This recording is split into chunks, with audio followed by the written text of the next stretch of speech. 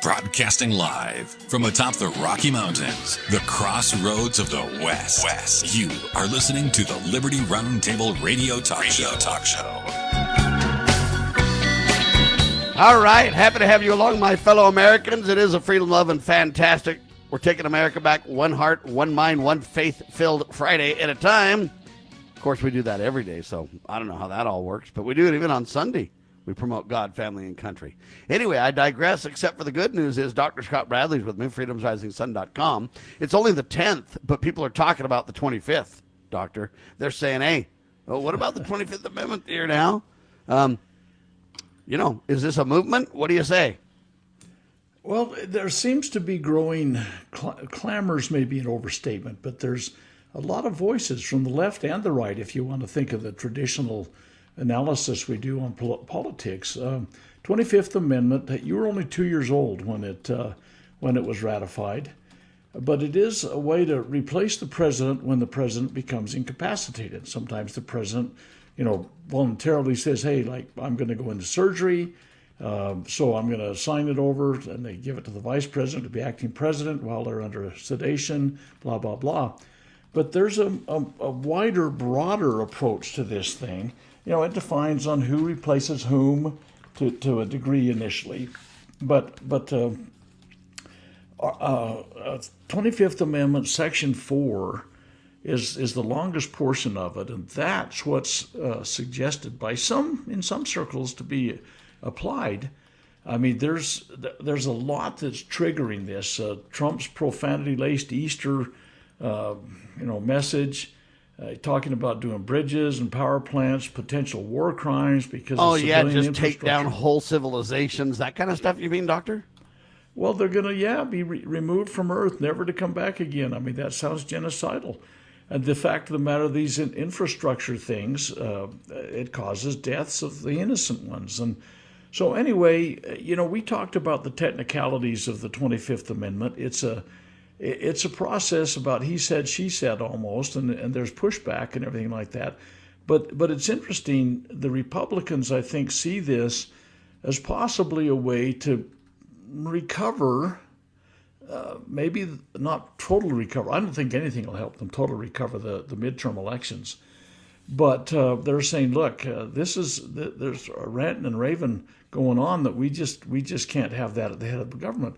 And again, that's hubris. And again, it's history is filled with leaders of nations that led them into disaster. I mean, there's no doubt about it. But do you think that we'll really be able to use the 25th Amendment to take out Trump? And even if you do, what are you going to put? J.D. Vance in there? And who would you end up then eventually having after that? You'd have what, Mike Johnson or what? Well, here's the deal. Those guys aren't going to be any better. It's very unlikely that this is going to be applied. Okay, because the bar's set too high, right? But here's what has to happen: the vice president and half of the Trump's cabinet have to sign a letter that he says he's unable to discharge his powers, and then the vice president immediately assumes the powers. Yeah, but J.D. Vance and half the cabinet are never going to say that. Well, that's absolutely. And even if so, Trump would challenge it, right? Well, Trump dismisses everybody that he has ever has a disagreement. And then if Trump challenged it, then we'd have to have what, 2/3 of the House and 2/3 of the Senate on board? Well, the president challenges it, he gets his job back, and then they sign the letter again. Basically, I'm simplifying this. You can read Section 4 of the 25th Amendment, but people should do that. But the fact of the matter is that ultimately... But doesn't it require, if he challenges it, 2/3 of the House and Senate? Both have got to agree to that. But, it's got a pretty high bar. You're absolutely right. But there's some people. See, I thought, and you've talked to me lots of times on the show, about how my opinion was that Biden would never make it through his first year, but they looked at their backup choice, and they said, holy cow, we better go with the date we brought to the prom. Yeah, and let's just leave Biden there, please. And that's what happened with Biden. He made it through all 4 years. I mean, there's no way in the world the nation should have been faced with that challenge. But the fact of the matter is, there is a 25th Amendment. There are people that are actually suggesting this, pretty loud voices, actually. And then there's another group that have come up with an impeachment kind of concept, and that's not going to go anywhere either. But here's the deal: Trump, his highest priority is personal loyalty. It seems to me. Well, that's to him under changing circumstances, though. So you got to have personal loyalty, but you also got to just kind of change with the winds of the Donald whimsical mindset as well, right?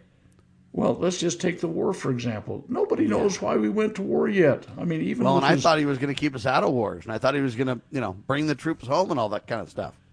And the fact is, I have loyalty to his campaign, sir.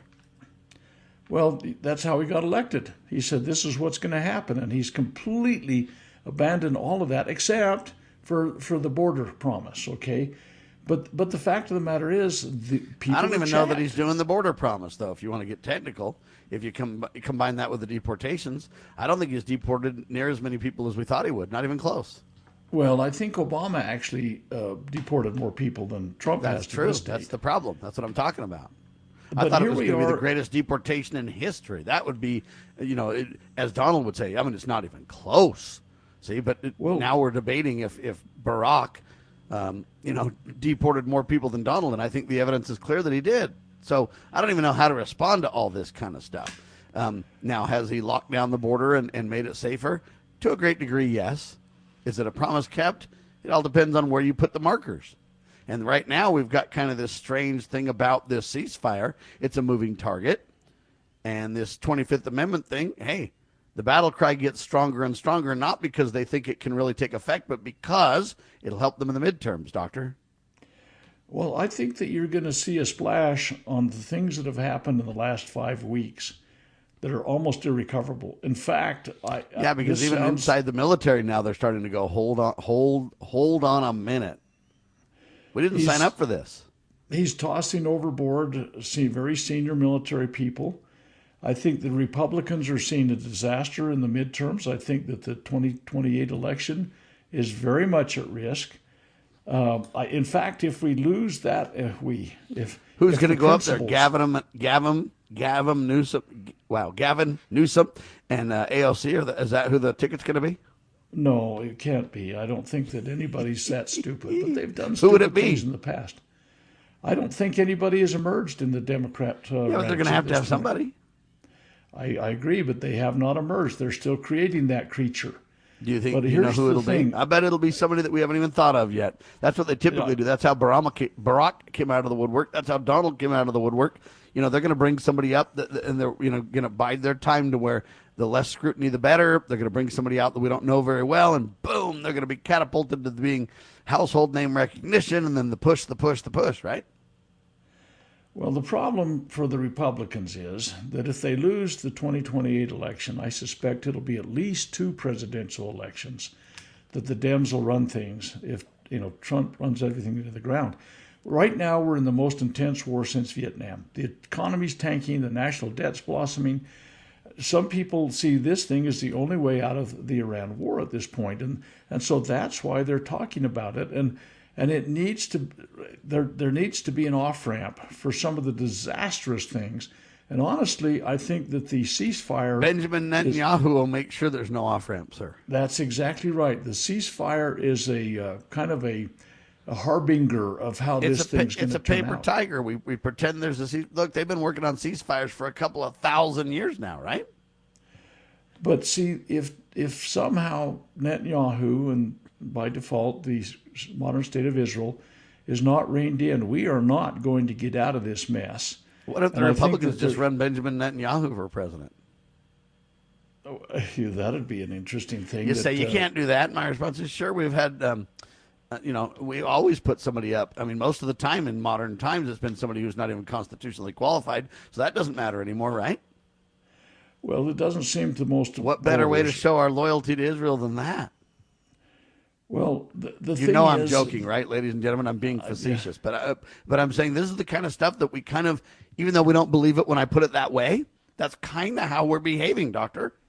And we're stumbling towards a new draft. We haven't had that since the mid-1970s, and it was basically thrown overboard because of the blowback of the people over Vietnam. If we get this unpopular war, and it is unpopular within the ranks of the people in the United States, we're stumbling towards a draft. and all males, when they're 18 years old, will be registered automatically. There's been discussion of putting females in that has not passed yet, but still they're saying we're going to have all males. I pray we registered. never do that, and I don't mean it to be a chauvinist statement. We just need to understand God's laws about men and women, and we have an obligation to protect the women and the children, sir. So I'm just telling you, they'll call me a thug and a chauvinist, and I'm backwards and yesterday thinking and all that. Say what they want, I'm telling you the truth. We're stumbling towards just some disaster after disaster. All right, well, the 25th won't go anywhere, but they will use it to promote an agenda that, hey, they'll back way away from that in the midterms. It'll have its, effect. Beware of that. We need to talk about Melania. We also want to talk about the cause of liberty. We'll do it in seconds with Dr. Scott Bradley. Are you watching what's happening in our country and asking, what can I do? Join the John Birch Society in Salt Lake City, June 6th, for a powerful one-day conference. The day includes a host of respected speakers, 2 meals, and meaningful connections. You'll gain clarity on the issues and walk away with practical steps you can take to your community. Reserve your seat today at jbs.org/SLC26. That's jbs.org/SLC26. Cybercrime is exploding. Take Sarah from Sweet Delights, whose world crumbled after having to close with not being able to bounce back. Small businesses are prime targets, but the right strategies can keep yours safe. Jay Hill, CEO of Network Providers, has co-authored The Cyber Playbook Simplifies Cybersecurity for Business Owners with Strategies to avoid costly breaches and fines. Build a strong cyber attack response. Secure your business with key protections. Cyber threats aren't slowing down, but you can stay ahead. Protect your business. Ensure its security for tomorrow. Get the Cyber Playbook today at networkprovidersinc.com/cyber-playbook or call 385-446-5500 now.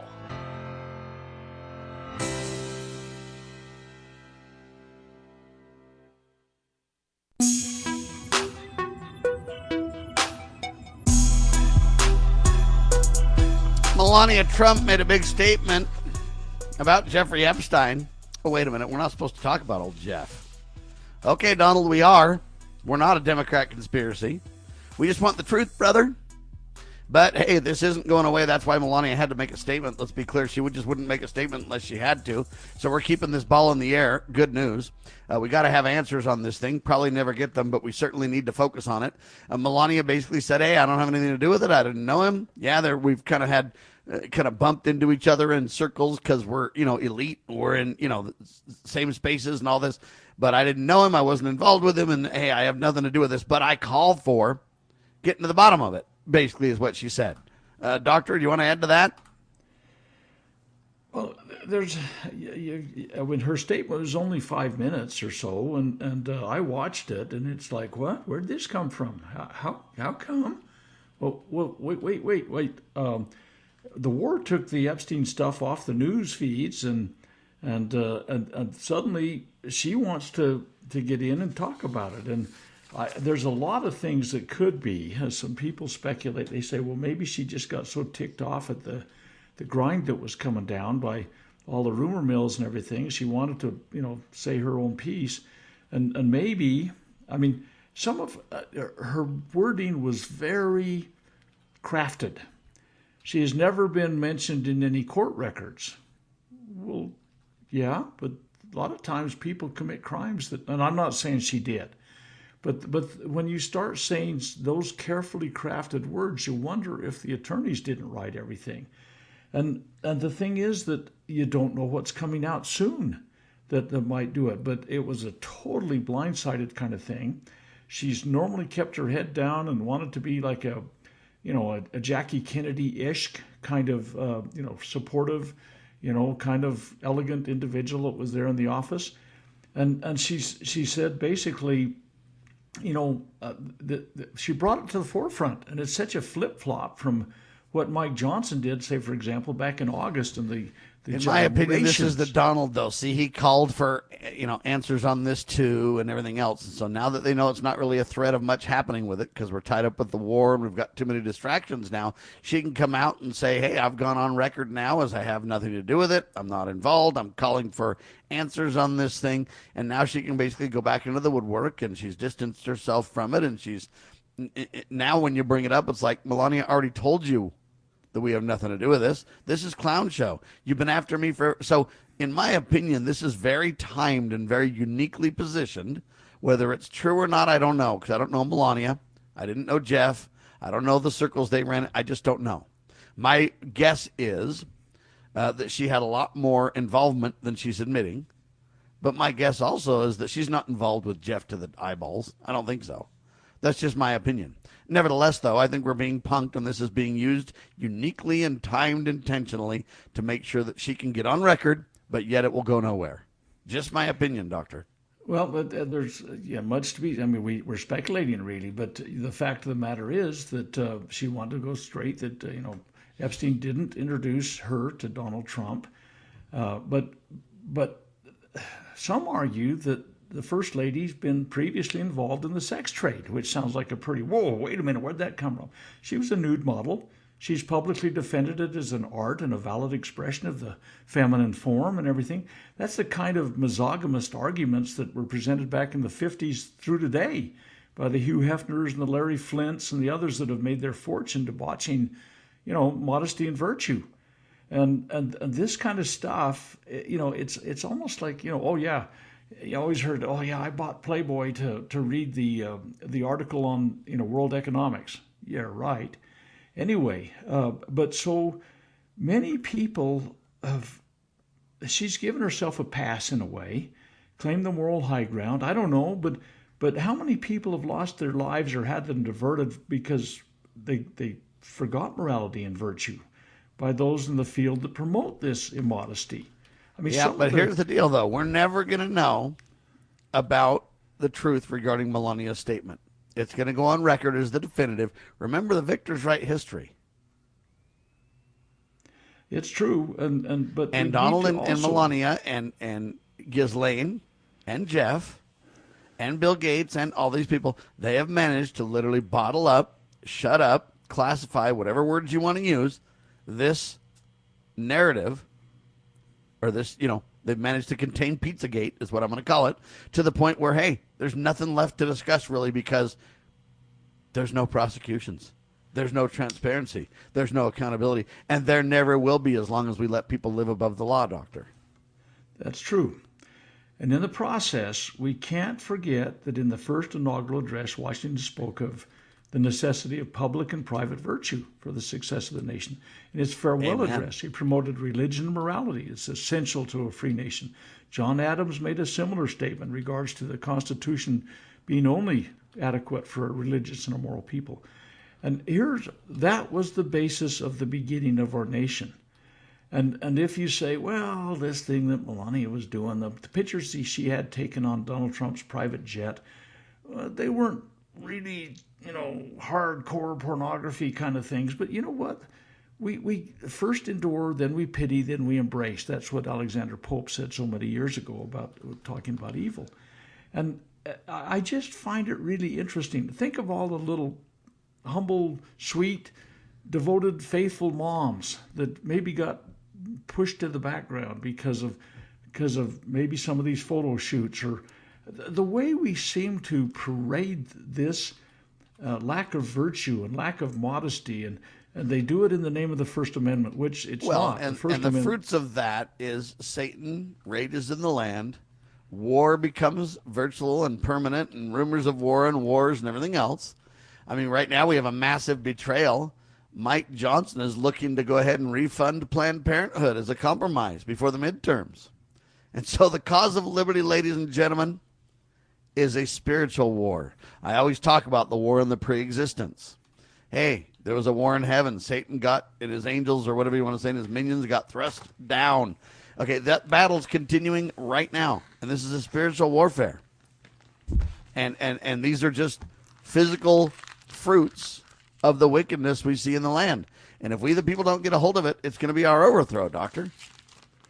Well, it goes back to the hubris thing and how we could never fall and we're all better than them. I mean, come on, this is the United States. Rome fell. But this idea of the spiritual nature, you read in Ephesians about, this spiritual wickedness in high places.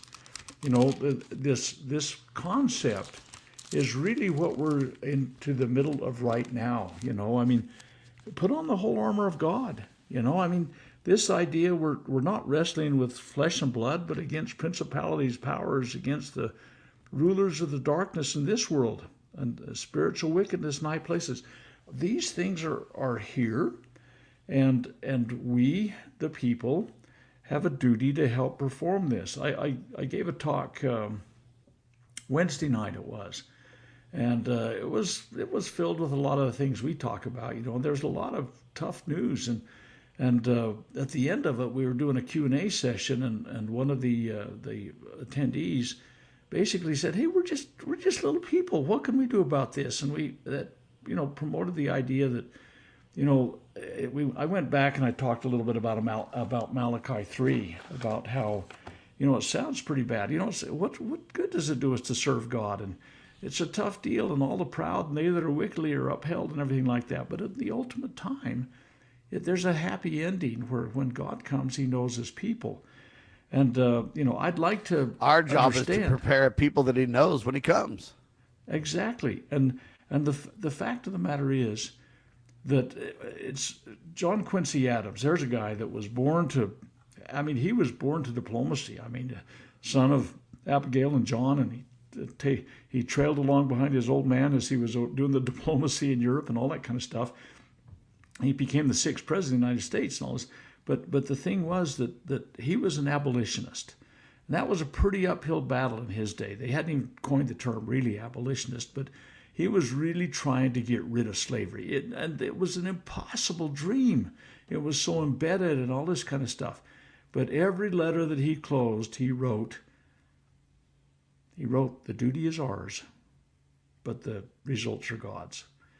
And it's our duty to stand in holy places, if you will, stand for principle, try and reinstitute an understanding of those principles.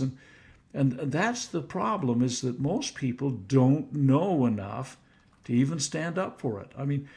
My wife has been involved in these kind of things every bit as much as I have, and much more courageously, I think, than I.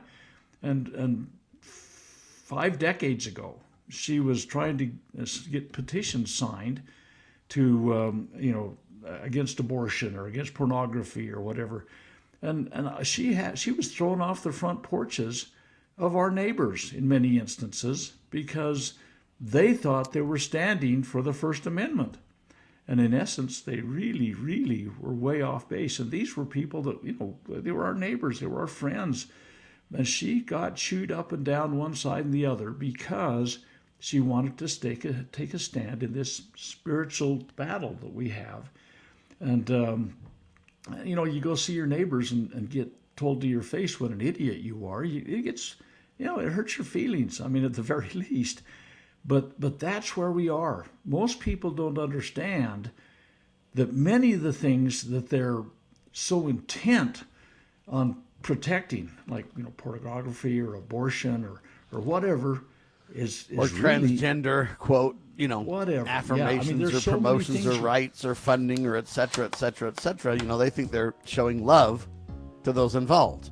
What they misunderstand is they've got the cart before the horse. What they misunderstand is, hey, I don't have to agree to be kind and love. In fact, real love would be to stand up for the truth.